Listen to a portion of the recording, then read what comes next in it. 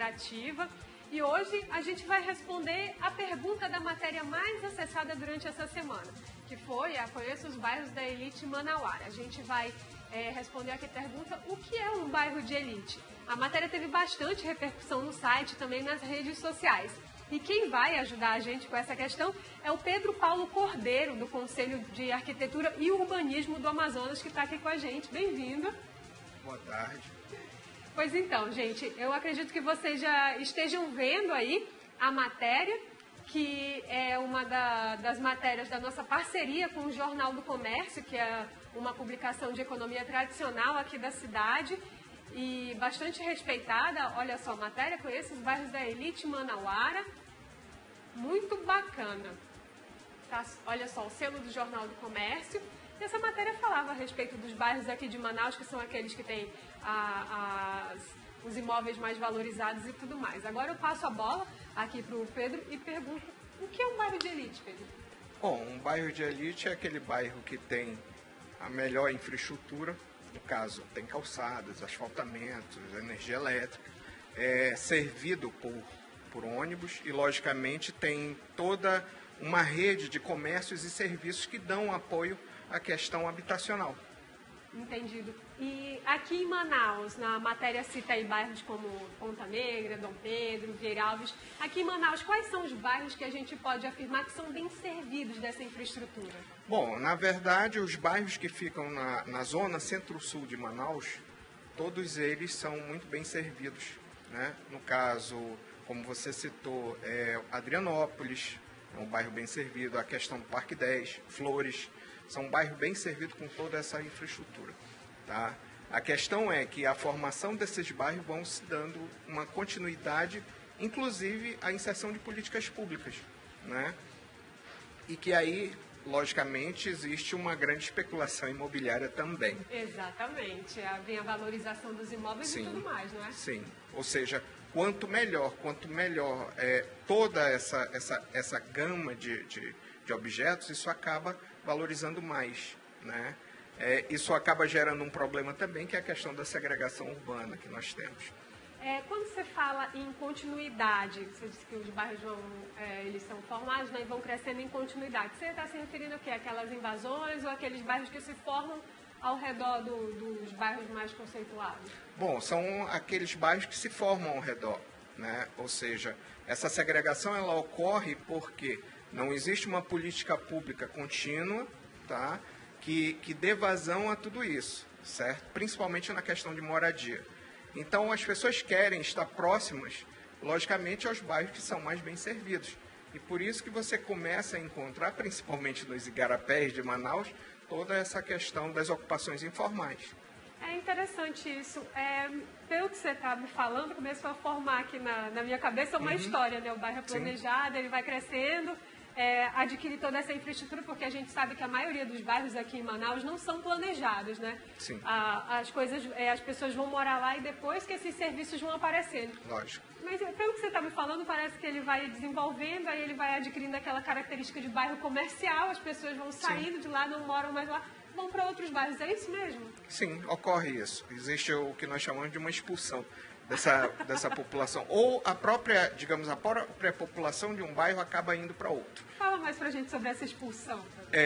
Digamos, um exemplo claro.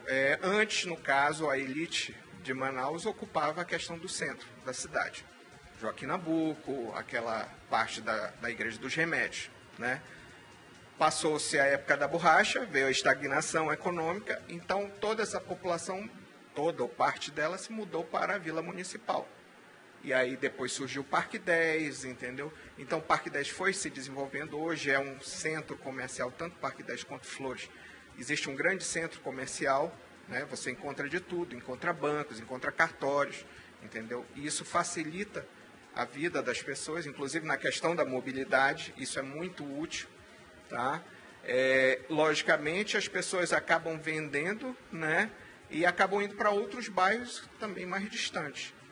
Existe uma especulação imobiliária muito grande nos bairros de melhor infraestrutura, que acaba acontecendo isso. Acaba ficando caro, inclusive, para quem não tem condições de morar ali naquele local. Tem algum bairro aqui de Manaus que a gente pode dizer que hoje é um bairro mais comercial e outro bairro que seja mais residencial? Não, tem muitos que nós chamamos de uso misto, tanto moradia quanto comércio, tá? Um que, bem dizer, só é comercial, quase em sua totalidade, é a questão do centro da cidade. Tá? O bairro centro da cidade, existe poucas moradias. Por questões de dados, para vocês terem uma ideia, existem apenas 34 mil habitantes. Para a infraestrutura que o centro tem, que é uma ótima infraestrutura, quer dizer, você tem pouca gente morando num local tão bom. Entendeu? Então o centro é tido como um bairro bom? Sim, sim. O que aconteceu com o centro é o seguinte, ele se tornou apenas comercial, basicamente comercial, ele acabou se esvaziando nessa parte habitacional, acabam ficando áreas inseguras, tá? Porque só funciona no período comercial. Então, o que ocorre? Hoje, pela questão do urbanismo, e principalmente o urbanismo sustentável, você tem que pegar todas essas áreas, revitalizar e, lógico, colocar principalmente a moradia. Tá? Todas as áreas elas têm que ter um uso misto. Por quê? Isso facilita, de repente, o seu deslocamento. Em Manaus, para vocês terem uma ideia, a maioria dos deslocamentos acontece você tendo que pegar o seu carro. Se você for a um supermercado, a uma padaria, você tem que pegar o seu carro. Entendeu? E isso é um problema. Isso gera toda essa questão do tráfego que nós vemos hoje em Manaus. Um dado interessante, a população em 6 anos, de 2010 a 2016, ela cresceu aí aproximadamente uns 14%. A frota de Manaus, nesse mesmo período, ela cresceu 32%. Ou seja, hoje existe um veículo para cada 3 habitantes em Manaus. Parece. Pois é, então não é à toa que nós temos esses engarrafamentos, certo? Então, quando você tem um bairro, digamos, de elite, pode-se dizer assim, que você tem toda essa gama de serviços a oferecer e tudo mais, tem supermercados, tem bancos, tem cartórios, você evita que as pessoas se desloquem muito. E podem se deslocar, inclusive, a pé também. Eu acho que tem um bairro aqui em Manaus que tem bem essa facilidade. O Parque 10, né? Ainda tem calçada. Exatamente. Tem locais, assim. Tem, inclusive, locais de lazer, né? Como, por exemplo, o Parque do Mindu, dentro do Parque 10.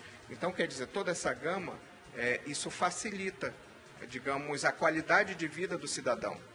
Então, seria bom que os nossos governantes e gestores, eles pegassem esses modelos e aplicassem nos bairros, digamos, mais carentes de Manaus, né? Porque o que falta? Falta, bem dizer, tudo, né, nesses bairros. Então, você evita que, inclusive, essas pessoas se desloquem tanto. Quando você começa a ver a questão do mapeamento referente a empregos formais na cidade, você vê que, basicamente, é o centro, o eixo da Djalma Batista e Constantino e o distrito industrial. Isso. São as manchas de emprego. Então, essas pessoas, elas se deslocam muito, entendeu, na cidade. E isso gera toda essa problemática que nós temos aí. Fantástico. Agora, falando a respeito de cidades planejadas, que aqui Sim. na Amazônia a gente tem cidades planejadas, Sim, né? temos. Falando só das capitais, me vem à mente 2, né? Boa Vista e Palmas. Correto. Mas ainda tem outras que foram planejadas. Se eu não me engano, Porto Velho também. Sim, devido à questão da implantação da ferrovia, né? Exatamente. Madeira Mamoré. Fazendo um comparativo entre essas cidades planejadas e Manaus, a gente pode dizer que essas cidades planejadas, elas têm bairros mais bem servidos em termos dessa infraestrutura? O que ocorre é o seguinte, é que você consegue, de uma maneira, lógico, por ser planejado, né, distribuir melhor essas funções na cidade, tá? Quando a cidade é um pouco espontânea, digamos, como Manaus, né, lógico, se nós fizermos esse comparativo de Boa Vista e Palmas, são cidades que foram planejadas em épocas diferentes. Exatamente. Né? Quer dizer, Boa Vista tem um planejamento que nós chamamos concêntrico, né? Ele vai sempre para um mesmo ponto, o raio. Já Palmas não, é uma cruz, né, dos eixos, né? Quer dizer, é um urbanismo que nós chamamos mais aberto, é uma cidade mais aberta. E a Boa Vista é uma cidade radial, né? E isso facilita, lógico, porque além de ter um sistema viário que comporte todos esses deslocamentos, tem a questão da implantação dessas vias de comércios, de serviços e tudo mais. né? E aí isso facilita, inclusive, a pessoa se deslocar a pé ou de bicicleta. Tanto é que Boa Vista implantaram um grande sistema cicloviário lá, recentemente, né? E isso facilita todo esse deslocamento. E o grande problema das cidades hoje, um dos grandes problemas, né, lógico, porque são vários, é a mobilidade, tá? E a mobilidade não se restringe, é bom nós frisarmos aqui, que não se restringe apenas o transporte massivo. O transporte massivo ele faz parte, né, de resolver toda essa problemática. Mas, por exemplo, você ter caminhadas, você ter ciclovias ou pedalar, isso também faz parte, porque é a questão que nós chamamos de intermodalidade. Sim. Quando você consegue fazer essa intermodalidade, lógico, aí você resolve grande parte desse problema. A gente está falando a respeito de Amazônia, né? A gente Sim. já começou a falar de outras cidades, e agora a gente vai ter a participação de um colega de profissão seu lá do Pará. Trata-se do Raul Ventura Filho, que ele também é arquiteto e urbanista, e vai falar para a gente a respeito do processo de urbanização na Amazônia. Aí você que está em casa deve estar falando, poxa, mas por que o cara vai falar do tema macro, né, a Amazônia, ao invés de falar de Belém? Porque justamente a Amazônia começou por lá, o Grão-Pará e tudo mais era lá no Pará. Exato. A primeira rua da Amazônia está em Belém. Vamos assistir. Boa tarde a todos. É sempre um prazer falar para os nossos amazônidas sobre como aconteceu a urbanização na nossa região. A urbanização na Amazônia ela segue um modelo muito em função da geografia da região. A partir da descoberta da Amazônia, que acontece oficialmente com a chegada de Francisco Cadeira Castelo Branco para fundar a cidade de Belém em 1616, e até meados do século passado, ela fundamentalmente se deu através dos rios. A urbanização foi uma decorrência das nossas vias naturais de penetração nos rios. E isso foi geral na Amazônia. A Amazônia, no começo, pelas missões jesuíticas e pela necessidade de trota, os colonizadores iam avançando pela calha natural dos rios e montavam as missões jesuíticas que deram origem à grande maioria das cidades amazônicas, principalmente na calha do rio Amazonas, né? E interessante notar que essas cidades todas, enquanto de posse dos jesuítas, a grande maioria delas eram cidades com nome indígenas. E num determinado momento, com a vinda de Mendonça Furtado e a expulsão dos jesuítas da Amazônia, todas elas foram transformadas para nome de cidades congêneres portuguesas, tipo Santarém, Parintins, Alter do Chão e outras. E consolidou-se nesse período, através dos rios, um grande polo de entrada da Amazônia, que era a cidade de Belém, e um subcentro regional de distribuição, que seria Manaus. Esse modelo econômico de Belém como centro principal e Manaus como subcentro ficou até meados da década de 60, 70.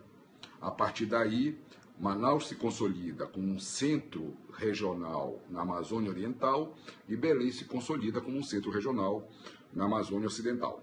Bom, a penetração toda de 1616 até meados do século XIX, XX, se deu, como já falamos, através dos rios.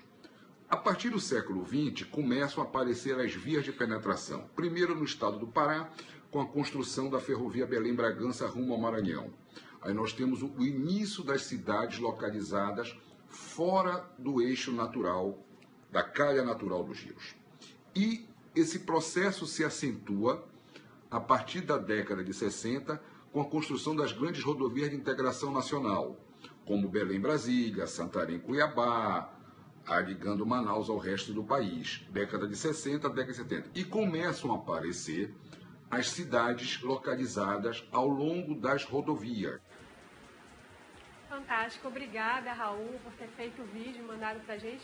Tem essa participação aqui, você quer comentar, Pedro? Sim, é interessante o ponto que o colega coloca, porque, na verdade, são dois períodos bem distintos, né, que ele cita. Enquanto a ocupação das cidades da Amazônia foram feitas pelos rios, digamos, principalmente na época da borracha, né, já no período, digamos, Zona Franca de Manaus já são por estradas, tá? Então, essa relação, inclusive na própria formação da cidade de Manaus, Porque ela se desenvolve, digamos, com um plano urbanístico na época do auge da borracha, um plano urbanístico feito por Eduardo Ribeiro, que é que todo aquele traçado é bem definido, retangular, né, com vários boulevards, praças e os grandes monumentos, e depois só vem acontecer realmente já na época da Zona Franca, já no final da década de 60, né? E que aí, bem dizer, Manaus explode demograficamente, né? Essa foi a grande questão. O projeto Zona Franca, ele trouxe, digamos, um apelo econômico muito grande para a nossa cidade, mas em compensação também trouxe uma problemática. Só em termos de dado, a cidade, em termos populacionais, ela cresceu 7 vezes em 40 décadas. Ou em 40 não, desculpa, em 4 décadas.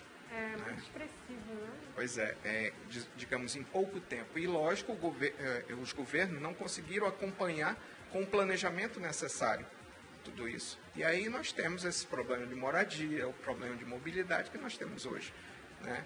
Coisas que não aconteceram em cidades como nós acabamos de citar, Boa Vista, né? Ou Palmas, né? Que a ocupação se dá por etapas, entendeu? De uma maneira bem definida e planejada. Entendi, tá certo. A gente estava falando a respeito de Palmas, uma coisa que a gente já falou aqui no Interativo, eu acredito que umas 2 vezes, mas é uma coisa que a gente...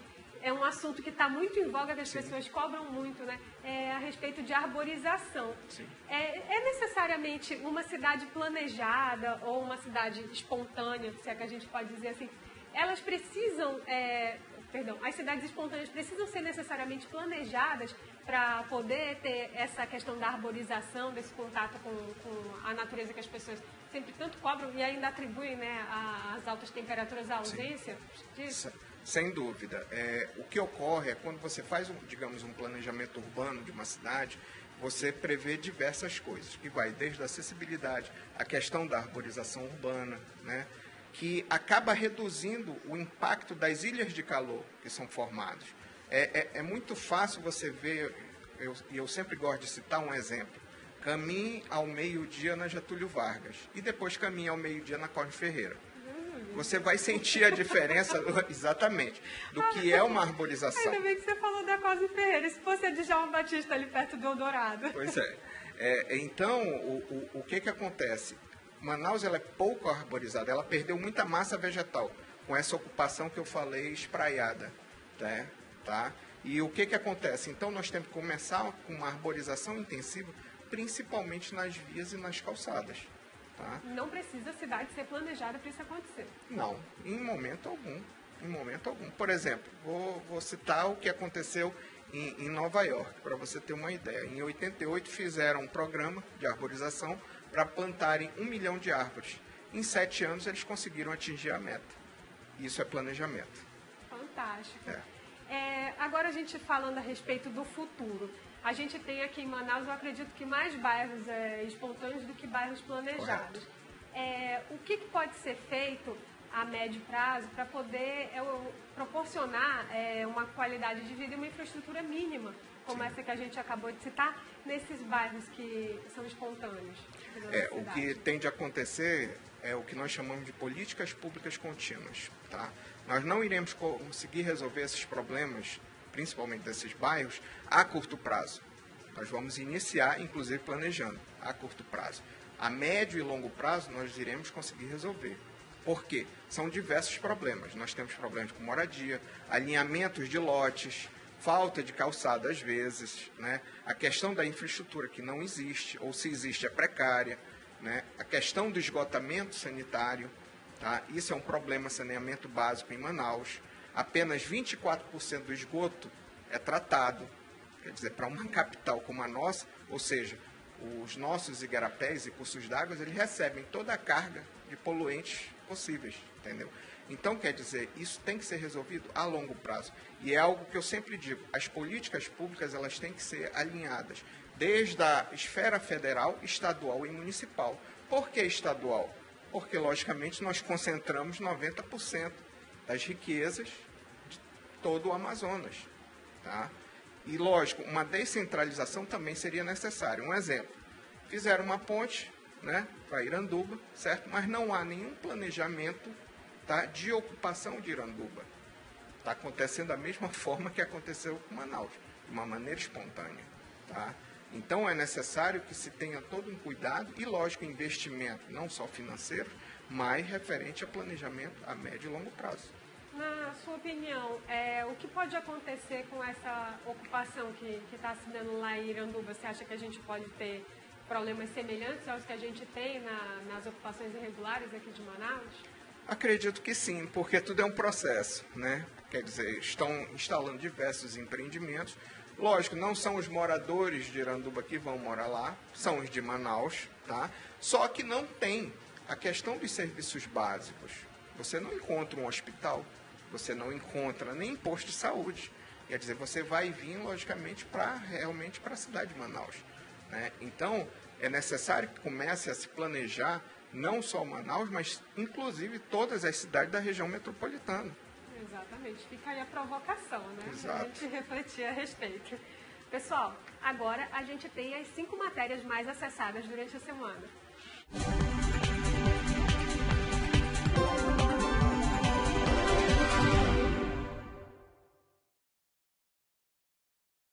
E a matéria mais acessada durante essa semana foi justamente a que fala a respeito dos bairros da elite manauara. Essa matéria a gente já mostrou aí no começo do programa.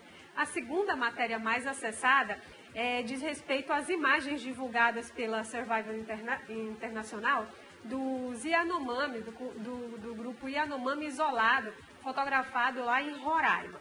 A terceira matéria mais acessada é a que fala a respeito da prorrogação das inscrições de um processo seletivo para oficial temporário. O pessoal está procurando bastante concurso público. A quarta matéria mais acessada é a que fala a respeito dos feriados previstos para 2017.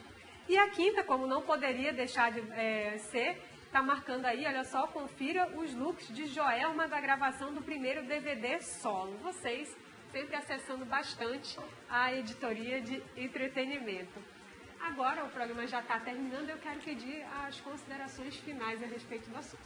Bom, o que nós podemos falar com considerações finais é que Manaus precisa de um planejamento, como eu frisei, a médio e longo prazo. Tá?